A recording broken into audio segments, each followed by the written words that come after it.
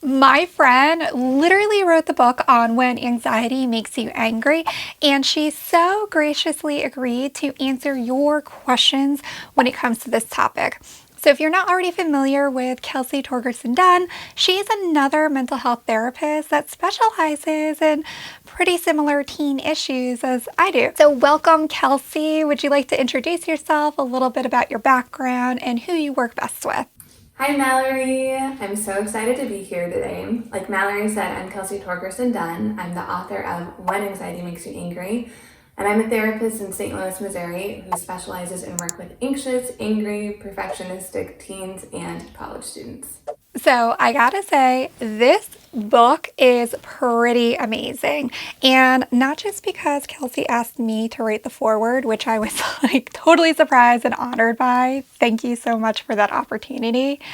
But it really includes a lot of really great strategies when it comes to managing your anxiety and how working on managing your anxiety can actually help you manage your anger, which I think, Kelsey, you would agree. Tell me if I'm wrong here.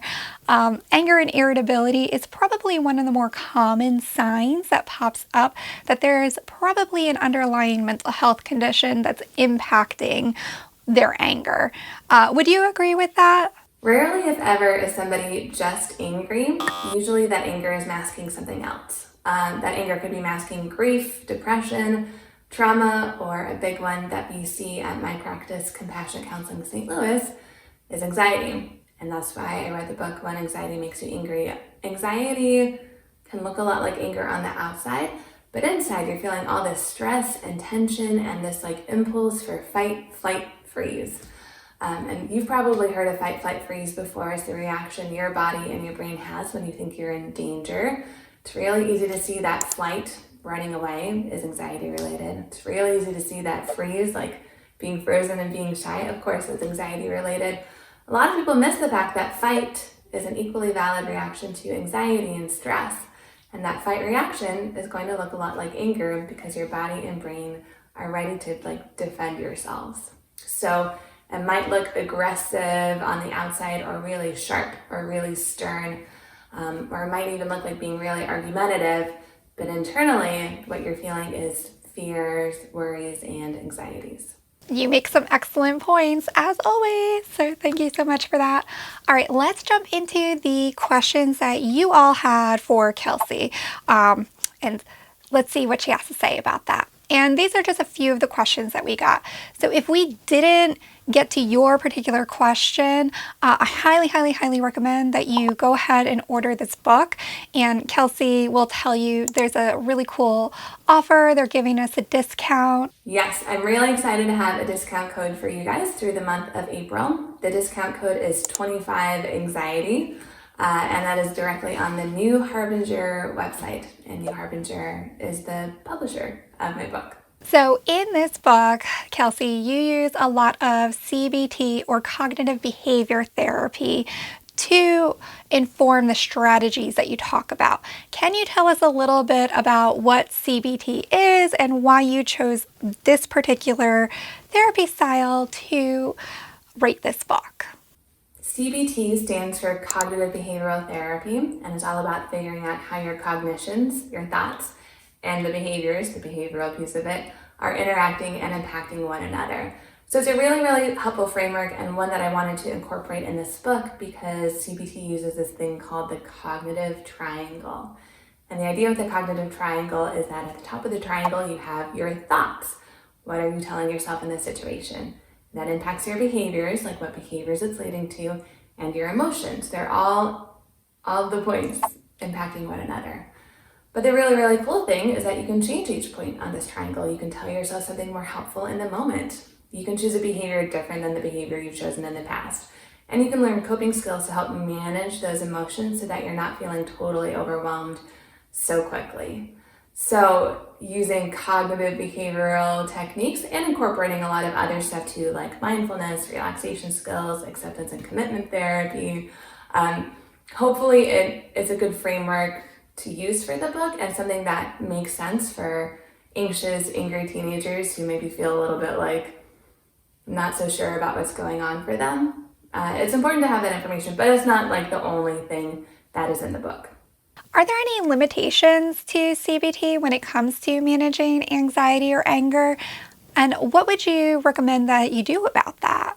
So one of the reasons that I wanted to make sure it wasn't just cognitive behavioral therapy in the book is because there are some limitations to really strict CBT. So with really, really strict, like to the letter CBT, you might be told that you have to stop thoughts from happening and that thoughts are bad, or that you need to change every single thought that you have, or maybe it feels like someone is saying that to you.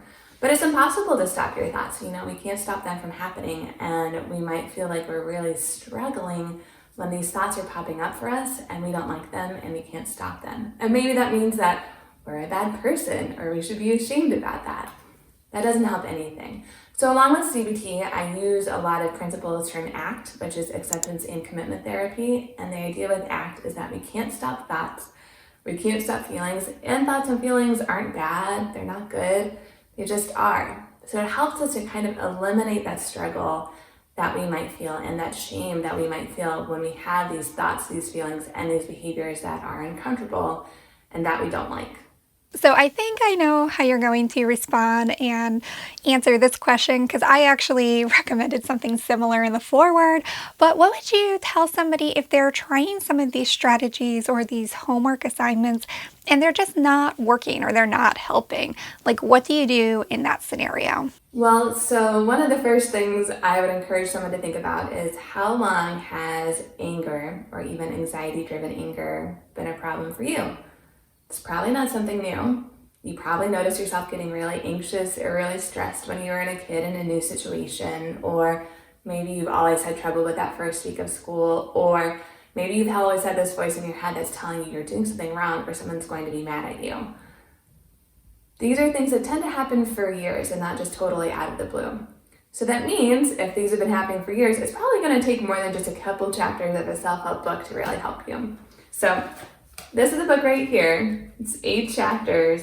It's not super huge. If the book isn't helping you, I would encourage you to get through the whole book, have some patience, recognize that change can take time. But I would also say, a book can only do so much compared to being in ongoing therapy, especially with a therapist who specializes in anxiety and who can recognize how anxiety on the inside can look like anger on the outside. And it might even be something where you want to bring this book with you or another anxiety book with you to sessions to kind of explore it and talk about those concepts with your therapist. Can anger be a sign of something else if it's not anxiety? And would the strategies in this book still apply and work for that?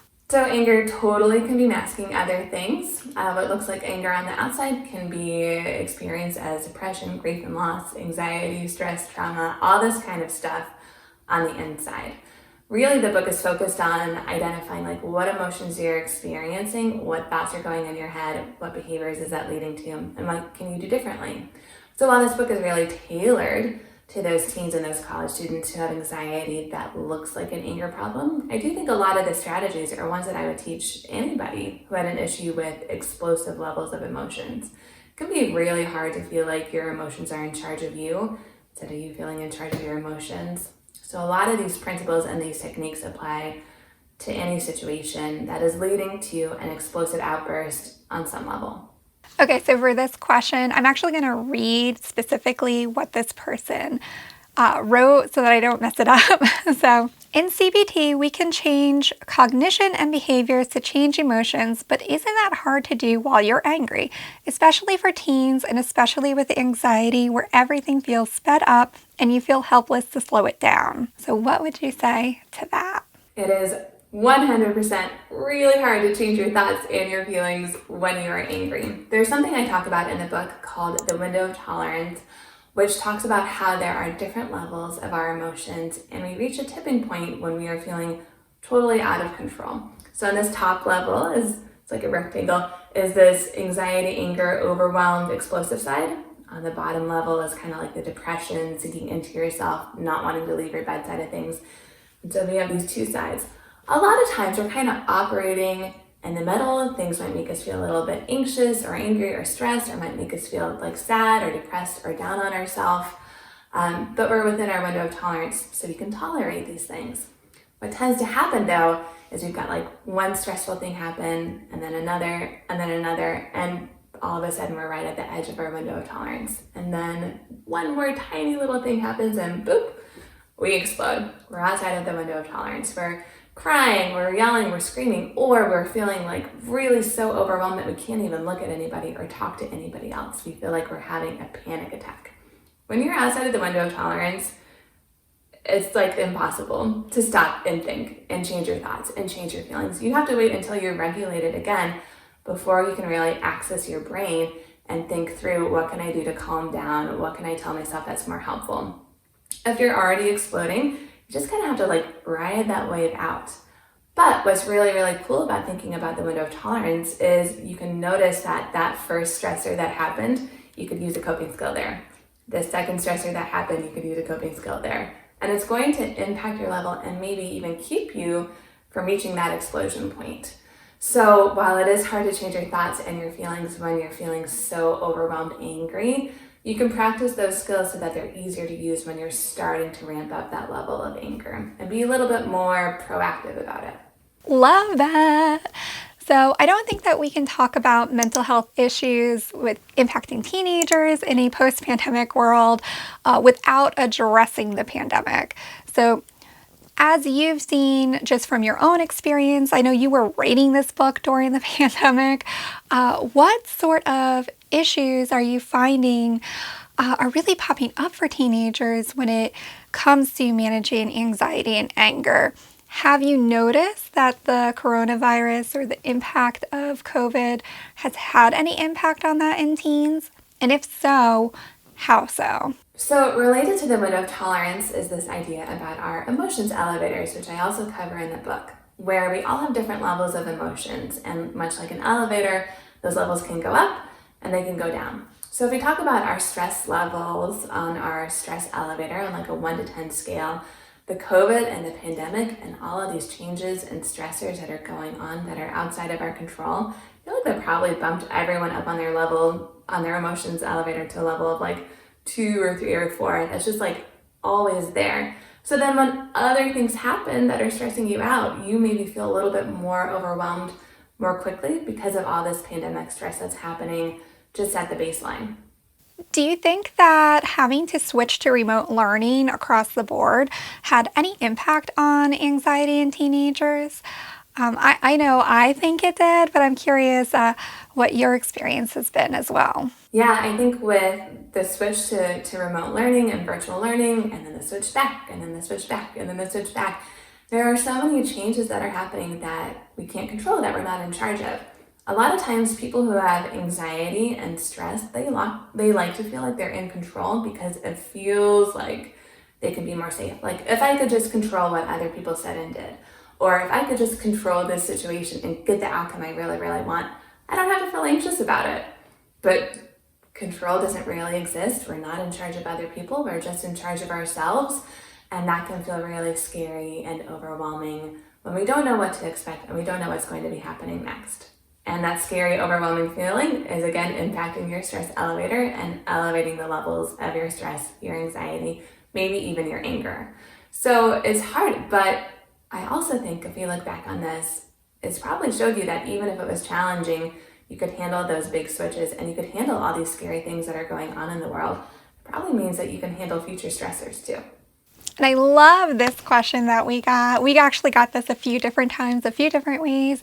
But what would you say is your favorite strategy or tool that you talk about in this book that teens can use to get a jump start on all of this? So some of my favorite strategies are the ones that we've already talked about today. The emotions elevators, I think, are really, really helpful. Window of tolerance, super helpful concept. Cognitive triangle, you're going to be hearing that one a lot. But my 2 probably absolute favorite ones are the body clues activity and some of my coping skills that I talk about in the book. So with the body clues activity, I have a free printable for that on my website, which is KelseyTorgersonDunn.com. Basically, it's just you draw a little outline of a body, and it doesn't have to look perfect. And then you think about, where you experience emotions in your body, and you color it in.